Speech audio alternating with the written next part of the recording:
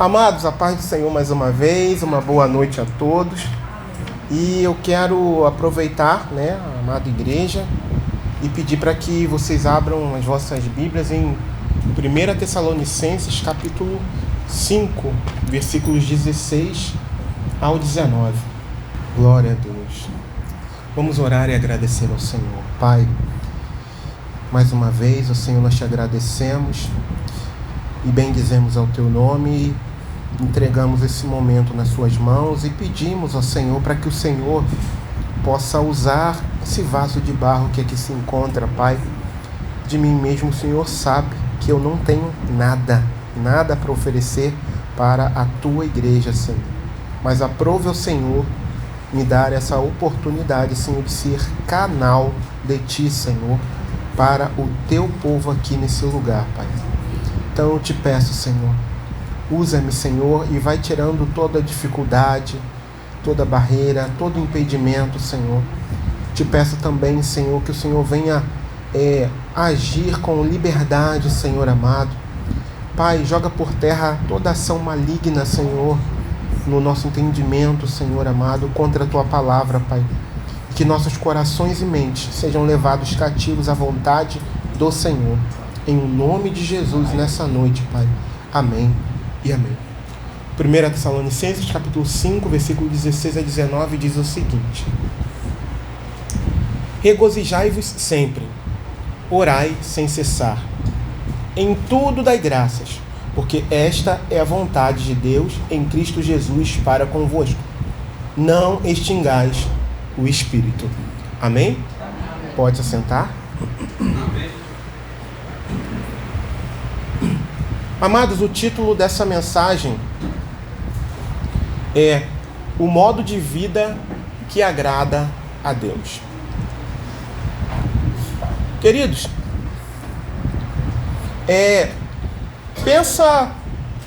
pense numa igreja repleta eu não estou falando de repleta de tamanho não, mas uma igreja cuja vamos dizer, quase que praticamente a totalidade, eu infelizmente não pesquisei esse ponto, mas eu creio que praticamente a totalidade da membresia era de novos convertidos. Pensa numa igreja assim. E pensa numa igreja assim, que tendo essa característica, a gente entende, que ela não teve um tempo suficiente para se estruturar na palavra. Ela não teve um tempo hábil para se estruturar na palavra. Inclusive, essa igreja, ela, além de não ter tempo para ser estruturada na palavra, a sua membresia, não apenas isso, ela também passou por grande, eu vou chamar de perseguição social. E é essa igreja aqui, a igreja de Tessalônica.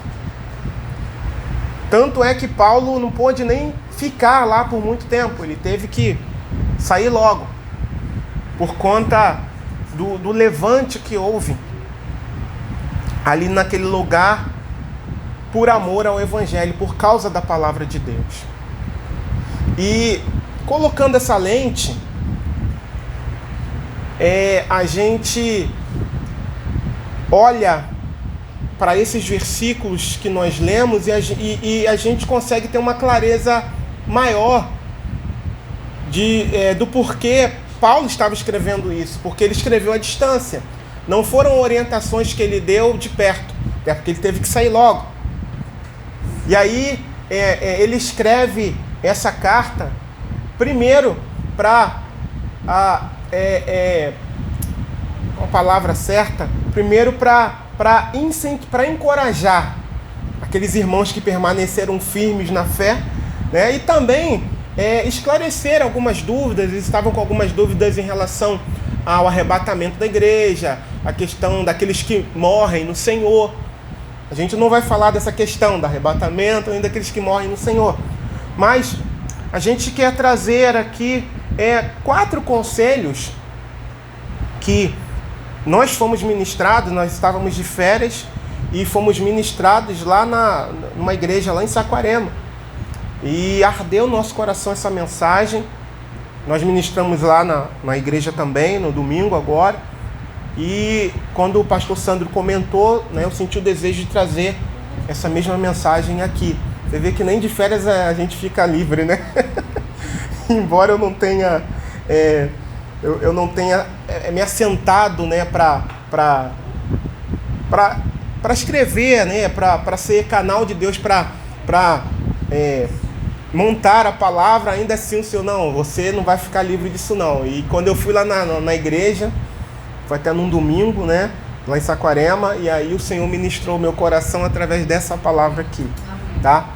Então, é com essa lente que a gente precisa olhar para esse povo. E aí, dentro dos versículos que a gente leu, fica mais, eu vou usar essa palavra, fica mais claro para nós do porquê Paulo começa, né? Já é o primeiro ponto. Eu separei aqui 4 pontos, né? E o primeiro ponto é o seguinte: que a alegria do céu seja o seu estilo de vida. Que a alegria do céu seja o nosso, até porque eu estou no mesmo barco, seja o nosso estilo de vida. Então, o primeiro versículo, né, que a gente leu aqui é o versículo 16. Regozijai-vos sempre. Regozijai-vos sempre.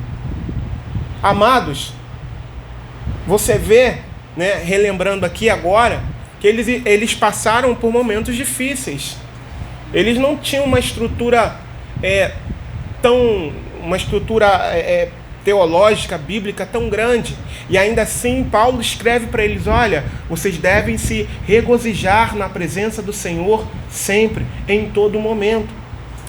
E isso me faz lembrar também de uma palavra que está lá em Abacuque, no capítulo 3, no versículo 17 ao 18, que diz assim: portanto, ainda que a figueira não floresça, nem haja fruto na vide, o produto da oliveira minta, e os campos não produzam mantimento, as ovelhas da malhada sejam arrebatadas, e nos currais não hajam vacas, todavia eu me alegrarei no Senhor, exultarei no Deus da minha salvação. Amados, nós não somos guiados por vista, nós não somos guiados pelas circunstâncias, mas nós vivemos pela fé. Pela fé. Eu não sei o que cada um aqui passa no seu dia a dia, eu não sei quais são as problemáticas para a sua vida, mas eu sei de uma coisa: que a ordem do Senhor para cada um de nós é nos regozijar na presença dEle sempre, em todos os momentos. É bem verdade que falar é muito, eu não vou dizer que é mais fácil, é menos difícil, né, do que você vivenciar isso. Porque existem momentos em que a adversidade bate com força. Existem momentos que a lágrima vem. Existem momentos que a gente bota o balde assim, em posição de ser chutado, né? Já se posiciona para chutar o balde. Existem momentos em que a gente... Oh, Jesus, tem misericórdia. Existem momentos em que a gente pega a toalha, né, para jogar. Existem todos esses momentos. Mas, ainda assim, o Senhor conhece a nossa estrutura e se lembra de que somos pó. Ele sabe. Ele sabe que tem momentos que a gente vai dizer: Senhor, para mim já deu, não quero mais não. Ele sabe. Mas ainda assim, o conselho permanece: regozijai-vos sempre. E outro versículo que me vem à memória, 2 Coríntios, capítulo 12, versículos 9 e 10. E diz assim: e disse-me, a minha graça te basta, porque o meu poder se aperfeiçoa na fraqueza. De boa vontade, pois, me gloriarei nas minhas fraquezas, para que em mim habite o poder de Deus. Pelo que sinto prazer nas fraquezas, nas injúrias, nas necessidades, nas perseguições, nas angústias, por amor de Cristo, porque quando estou fraco, então sou forte. Você sabe qual é o momento em que eu, e que provavelmente você, mais está sensível ao toque do Senhor? Quando o calo aperta. Quando a gente é colocado no deserto. Sabe por quê, irmãos? Deserto para o crente não é lugar de morte. Deserto para o crente é lugar de ouvir a voz de Deus, de ver o poder sobrenatural de Deus se manifestando. É por isso. É por isso. Muitas das vezes a gente está com um pé tão enraizado nessa terra que a gente deixa de acreditar em muita coisa. Sabe, a gente deixa de crer no Deus do impossível. Aí Deus fala assim, peraí filho, eu vou te ajudar. Peraí que eu vou te ajudar. Você está carnal demais para o meu gosto. Vem cá que eu vou te ajudar, vem. Você precisa passar de nível. Só que para passar de nível eu tenho que te jogar num lugar chamado deserto. Mas ainda assim, irmãos, quando a adversidade vem, mesmo que hajam lágrimas, mesmo que haja todas essas coisas que eu comentei aqui, ainda assim, é momento de nós nos regozijarmos na presença do Senhor. Tem um hino da harpa, e tem algum tempo que eu não canto o hino da harpa, mas isso eu me lembrei agora, que diz assim: em vez de murmurares, cantar um hino de louvor a Deus. Jesus quer te dar vida santa, qual noiva levar-te para o céu. Não murmure, se regozije sempre na presença do Senhor. Amém? Que a alegria do céu seja o nosso estilo de vida. Haja o que houver, aconteça o que acontecer. A gente não escolhe as adversidades. A gente não escolhe querer passar pelas adversidades, irmãos. Se Deus chegasse para mim e perguntasse: Júlio, eu tenho um desertinho para você, você quer? Eu falaria: não, Senhor, obrigado. Falaria, irmãos. Quem é que quer passar por adversidade? Quem é que quer chorar? Quem é que quer sofrer? Eu não quero. Mas existem momentos em que o Senhor permite que isso aconteça, para que a gente dependa mais dele, para que a gente não deixe de crer nele. Quem é que quer passar por enfermidades? Levanta a mão. Eu não quero. Mas eu estou suscetível a isso também, como qualquer um aqui. Se Deus perguntasse: você vai passar? Eu falei: não, Senhor, não quero. Eu falaria isso para Deus. Mas, sabe, tem um momento na nossa vida que, imagina assim, um caminho que foi feito justamente para você passar. E é só você que passa. Ninguém mais passa. Sabe? Aquela trilha ali que é só você, é exclusiva. Tem o seu nome. E aí, você vai passando por ela. Vai passando, e de repente, pum, enfermidade. O que eu vou fazer agora? Eu vou apontar o dedo para Deus e dizer: Deus, o Senhor me abandonou? Não, eu não posso fazer isso. É bem verdade que as nossas estruturas são completamente abaladas. É bem verdade que a nossa fé é posta à prova de uma forma que muito provavelmente nunca tenha sido antes, dependendo do tipo de enfermidade. Mas foi algo que Deus permitiu que a pessoa passe. Aconteceu com minha esposa, aconteceu com a Dani, talvez com alguns outros irmãos aqui também. Se nós pudéssemos escolher não passar, eu não passaria, e eu creio que vocês também não. Mas há um propósito nisso tudo, irmãos. A glória de Deus. Amém. Glória a Deus. o crescimento, a dependência dele. Agora há pouco nós oramos aqui por um irmão lá da igreja.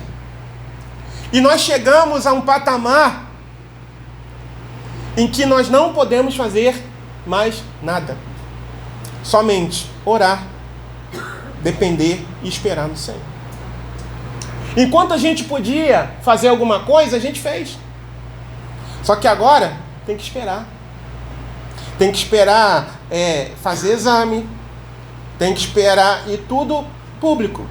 Não dá para fazer mais nada particular, não dá. Até onde a gente pôde fazer, a gente fez. Só que agora tem que esperar. Porque tem um exame que precisa ser feito e não há condições de ser feito no sistema particular, só no público. Então, todos os outros exames anteriores a esse precisam ser feitos no sistema público. E agora é esperar. Porque enquanto foi possível, sabe? Tudo foi se encaminhando, mas agora, pum, parece que Deus fez assim, ó.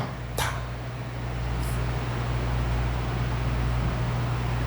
Até aqui vocês vieram, daqui para cá ninguém passa mais, agora é só comigo. Acabou. Existem momentos assim na nossa vida. Até aqui você veio, daqui para lá só eu e você, acabou, mais ninguém passa com você. Mas ainda assim, se regozije na presença do Senhor. Porque Ele sabe o que faz. A gente não. Mas Ele sabe o que faz.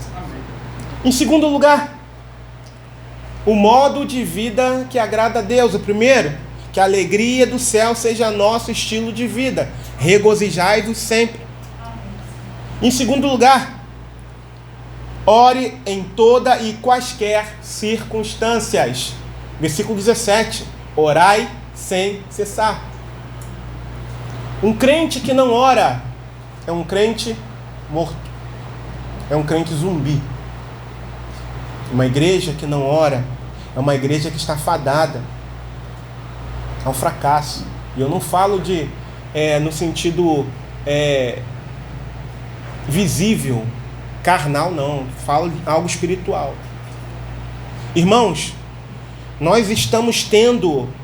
Nunca, assim, pelo menos no meu tempo de existência, de entendimento, eu nunca vi tanta oportunidade e necessidade que nós temos hoje para estarmos tendo uma vida intensa de oração. Tantas coisas, tantas coisas, tantas coisas. Nosso país, o mundo... Tantas coisas acontecendo. Tantas coisas. E você vê, lembrando sobre essa igreja, Paulo fala, não parem de orar. E o mesmo se aplica a nós.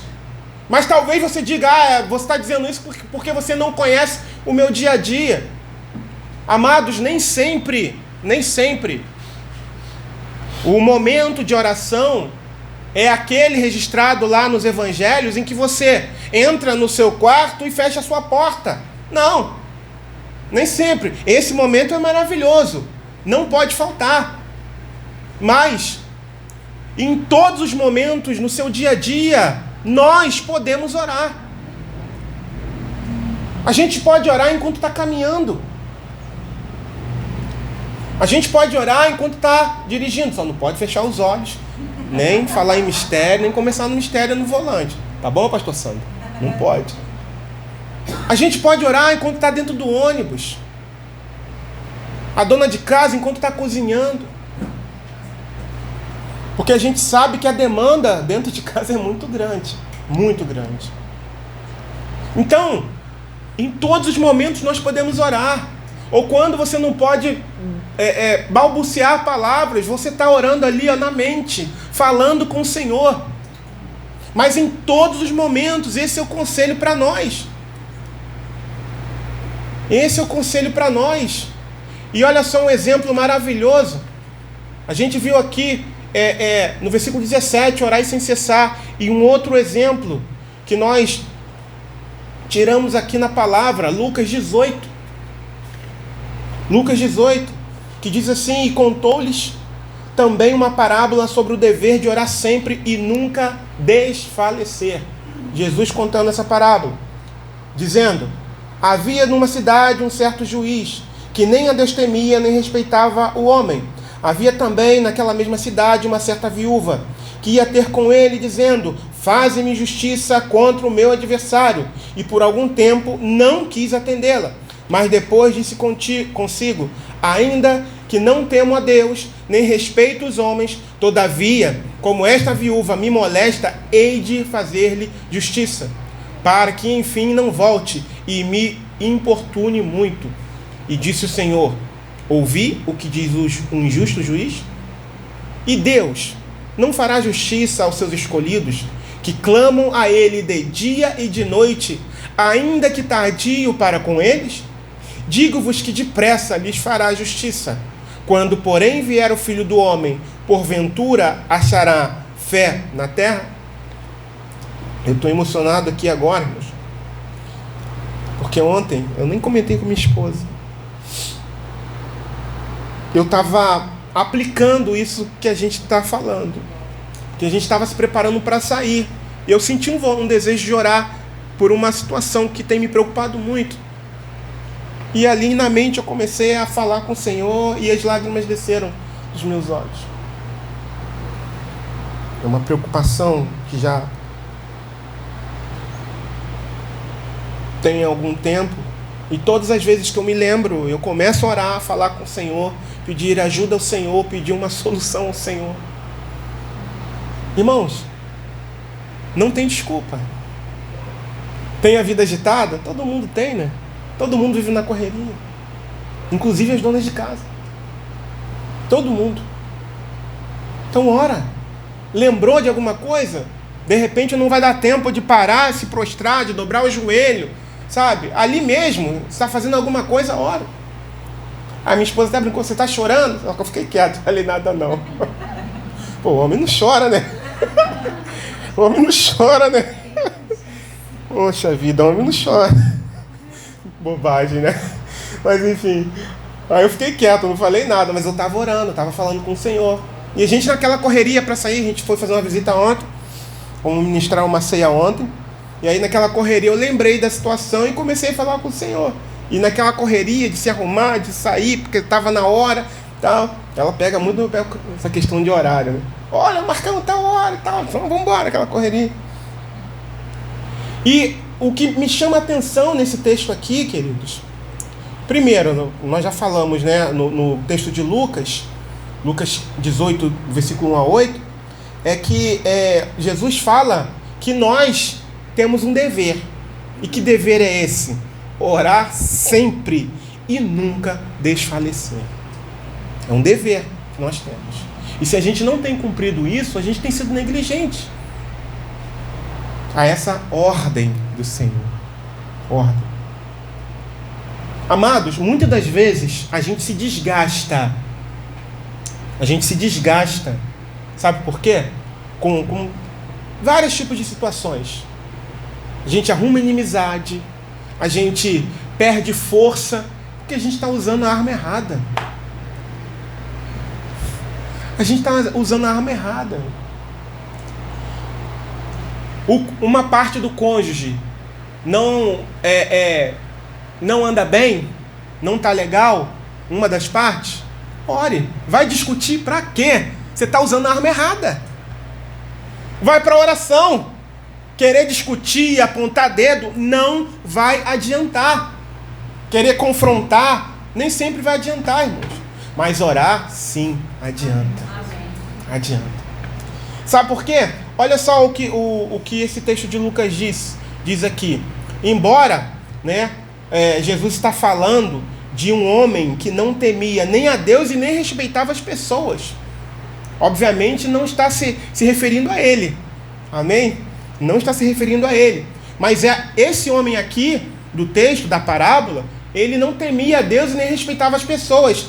E essa mulher, ela sabia disso. No entanto, ela não desistiu da sua petição. Ela foi persistente. Sabe o que eu aprendo com ela aqui? É que o mesmo a gente precisa fazer. Na verdade, Jesus já orienta isso aqui no início, né, dessa parábola. Orar sempre. Então não adianta discutir, não adianta querer, desculpa a expressão, chamar para o braço. Não adianta. Você está usando a arma errada. Vai para o joelho. Lembra, Rodrigo, do 00? Vai para o 00. Eu lembro que alguns anos atrás eu falei isso lá na igreja. Porque eu era pequeno, eu via minha mãe cantando um corinho que falava que 00 era o telefone do céu. Que é, né, quando dobra o joelho e faz praticamente 2 zeros, né? Aí eu me lembro disso e eu brinquei uma vez, eu falei, irmãos, vamos pro 00, que é o telefone do céu. Ou seja, os 2 joelhos no chão.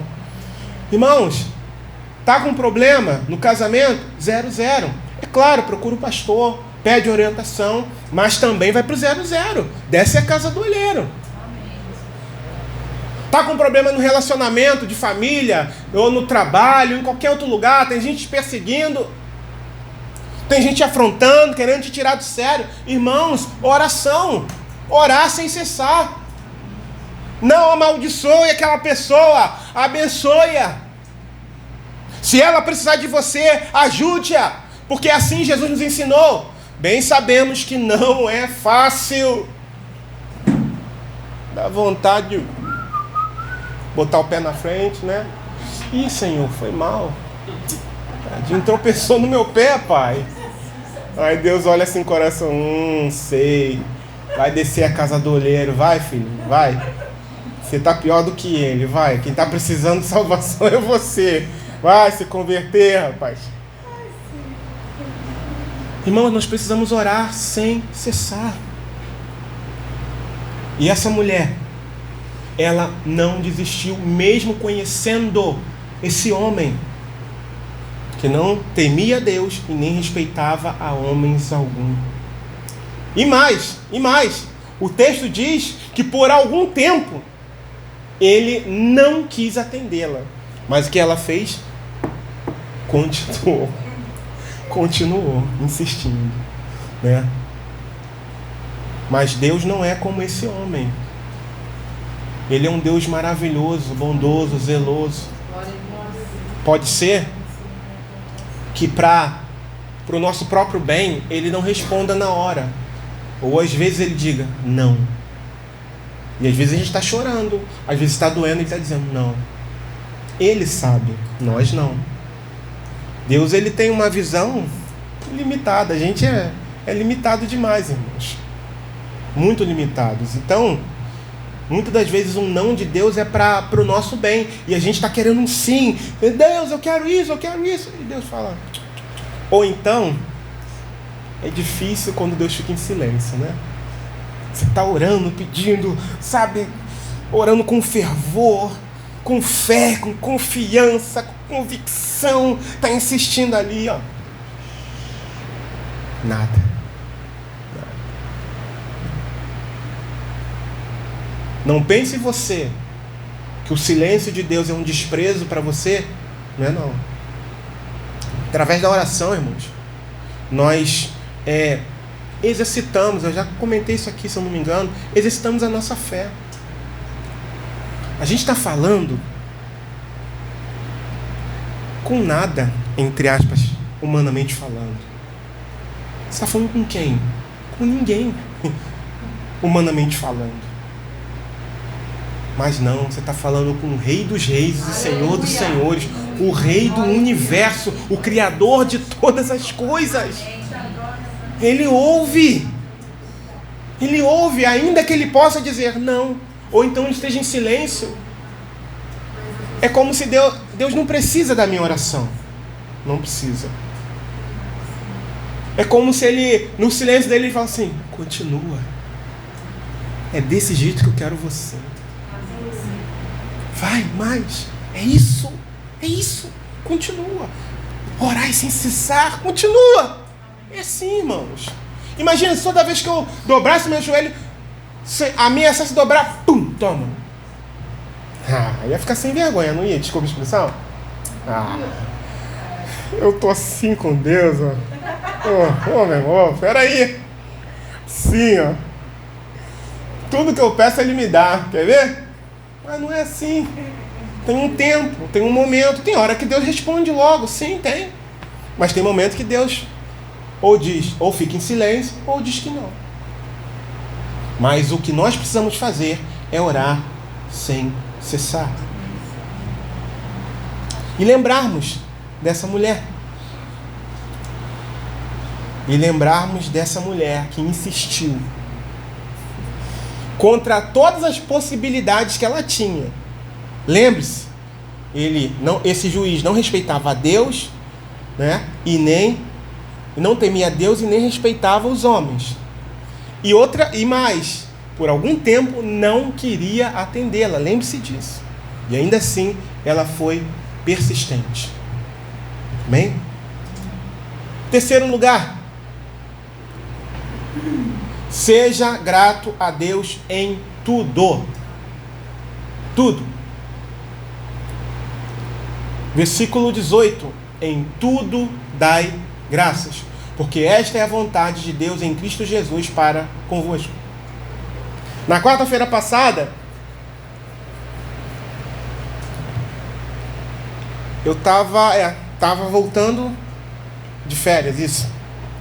E aí, no meu primeiro culto pós-férias, armou aquela chuva, aquele toró, e no final eu agradeci pela chuva. Estava tudo inundado em alguns lugares. Mas sabe por que inunda, irmãos? Muitas das coisas é a ação do homem. Eu agradeci não porque estava inundado, porque eu sei que trouxe dano para algumas pessoas, mas eu agradeci porque a temperatura caiu depois daquela chuva. Eu agradeci porque eu sei que as plantas precisam, a terra precisa.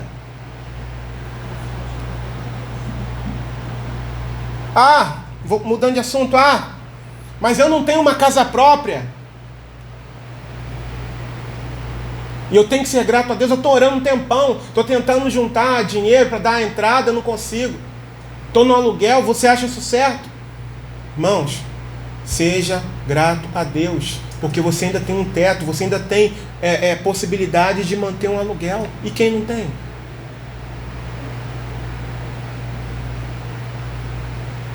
Mas eu não tenho não tenho um carro ainda. Tem gente que é assim. O pastor Sandro falou, né, da grama mais verdinha. Eu me lembro, eu nunca li esse livro não, mas minha cunhada comentou uma certa feita de um livro chamado O Mito da Grama Mais Verde. Lá, o outro tem, eu não tenho. Ei, para com isso. Seja grato a Deus. Mas é pouquinho que eu tenho, eu não tenho nada. Pelo que você tem. Irmãos, o mais importante, sabe o que é? Salvação. Um dia, todas essas coisas materiais vão perecer, vão acabar. Eu não estou dizendo que hoje elas não tenham um grau de importância para nós. Por exemplo, lá onde eu moro, a condução é muito difícil. Então realmente a gente precisa de um carro. Mas sabia que eu falei lá na igreja, né? O pessoal já sabe, vocês também já sabem. Houve um tempo em que eu estava precisando de um carro e meu carro pegou fogo. E sabe o que eu fiz? Não chorei não. Agradeci. Sabe por quê? Porque eu pensei em outras possibilidades. Fiquei triste pela perda ali do trovão azul. Fiquei. Gostava muito daquele carro. Fiquei. Porque me fez falta por um bom tempo, por alguns meses. Mas eu não reclamei com o Senhor. Não perguntei por quê. Aliás, até continuei trabalhando no dia. Eu falei, eu não posso fazer nada, esperando o bombeiro chegar. Vamos continuar trabalhando. Estava fazendo um trabalho de elétrica lá na igreja. E aí eu falei, vamos continuar trabalhando. Chamei o rapaz, vamos entrar, vamos continuar trabalhando. Aí teve uma hora que eu fui lá fora, não sei se foi para pegar o almoço. Aí encostou um rapaz assim e virou pra mim. A gente tava, falou alguma coisa. Ele falou: o carro é seu? Eu falei: é. Ele: rapaz, se fosse meu, eu não ia nem dormir. Eu olhei pra ele assim: eu vou. Eu dormi, eu almocei. Quando chegou o almoço, eu almocei. Fazer o quê? Eu tinha perdido mesmo. Eu ia fazer o quê? Eu me espernear. Deus, por que o Senhor deixou, irmãos? Foi bênção. Sabe por quê? Poderia ter acontecido com minha filha e com umas 2 crianças naquele dia. Eu levei elas para o colégio de manhã cedo. Imagina o desespero. Poderia ter acontecido com minha cunhada. Eu brinco, né, que ela leva 1 década para entrar no carro e 1 eternidade para sair. Minha cunhada que é excepcional. Imagina se é com ela dentro do carro. Ou se é num trânsito. Num viaduto, por exemplo. Meu Deus, que não tem para onde ir. Quando deu, o carro morreu assim, eu botei assim para a calçada, ver aquela língua de fogo assim na frente. Assim. Eu só tive tempo de abrir a porta e sair correndo. Eu estava sozinho. Não foi bom? E outra, não trouxe dano para ninguém. Graças a Deus. Eu agradeci a Deus, irmãos. Foi um motivo. Nem para a rede elétrica, pastor. E olha que foi bem próximo da rede elétrica. Não trouxe dano. Tinha um outro carro um pouquinho perto também. Não trouxe dano para ninguém. Glórias a Deus. A perda foi só minha. E temporária. Graças a Deus depois o Senhor me deu outro. Então, irmãos, existem coisas que Deus quer trabalhar em nós. Quer sondar, quer nos provar, quer tratar o nosso coração. Então, nós precisamos ser gratos por tudo. Ah, mas eu não tenho nada. Então, seja grato. Seja grato pelo ar que você respira. Seja grato porque você consegue levantar de manhã, abrir os olhos, ver a luz do sol, falar, andar. Tem gente que não consegue se levantar pela manhã. Ainda que você não tenha, você acha que não tenha motivo, você tem. A vida que Jesus conquistou para mim e para você na cruz do Calvário. E a saúde que Ele ainda mantém. Ah, mas eu adquiri uma enfermidade. Ainda assim, talvez você possa dizer isso, mas até assim, sim. Até assim, poderia estar pior. Já parou para pensar nisso? Então, seja grato a Deus em tudo. Em tudo. Porque essa é a vontade de Deus em Cristo Jesus para convosco. Paulo dizendo para eles lá. E eu lendo para nós aqui. Amém? E por último lugar, irmãos. 4º lugar. Não apague o Espírito Santo. Versículo 19. Não extingais o Espírito. Extinguir, apagar, abafar. Amados, nós acabamos extinguindo, nós acabamos apagando a chama do Espírito Santo do nosso interior quando há pecado na nossa vida. Ou quando a gente fica resistindo à orientação do Espírito Santo. Por isso, é muito importante para cada um de nós fugirmos constantemente da aparência do mal. Fujamos da aparência do mal em todos os momentos, principalmente quando estivermos sozinhos. Fuja, não se ache forte. Tem uma frase que eu li em algum lugar e eu achei muito interessante. Que diz assim: se você está brincando no abismo do pecado, não diga que cair foi um acidente. Não diga que cair foi um acidente. Então não brinque ali na beirinha do abismo do pecado. Mas vivamos uma vida de santidade. Vivamos uma vida que glorifique ao nome do Senhor Jesus em todos os momentos. Ouviu a orientação do Espírito Santo? Não resista, é com você mesmo. Cuidado com esse negócio, fulano tinha que estar aqui para ouvir. Não, é você, sou eu. Sou eu. Para com isso. Talvez sim, fulano poderia estar sim. Mas se você estar, aprova Senhor você e eu estarmos. É para mim, irmãos. É para você. Então, vamos colocar em prática. Não vamos endurecer o nosso coração para a orientação que o Espírito Santo de Deus está dando. E não vamos também, como nós falamos, nos entregar à prática do pecado.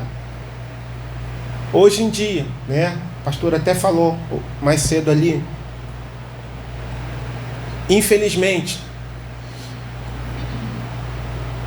às vezes, irmãos, é triste, mas eu falo por mim, mas a gente orienta, espera, dá um tempo para conserto, e ainda assim, a pessoa sempre tem uma desculpa. E aí, não nos dá outra possibilidade, senão agir segundo a palavra. Infelizmente, isso já precisou acontecer lá na igreja. A gente orientar, esperar. E aí, resolver aquela situação. Vou ver.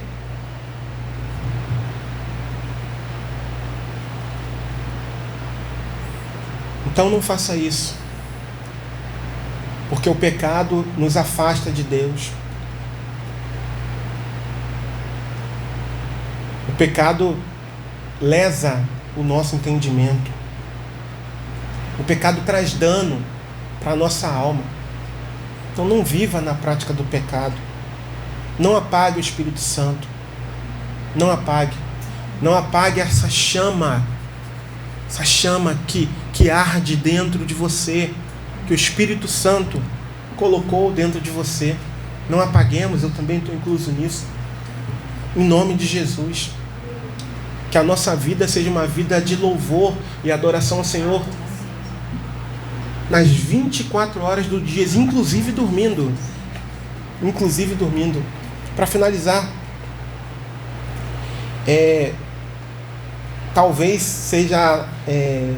talvez nem todos concordem com o que eu vou dizer, e eu respeito isso, tá? Se a opinião for diferente, não planejei falar isso não, mas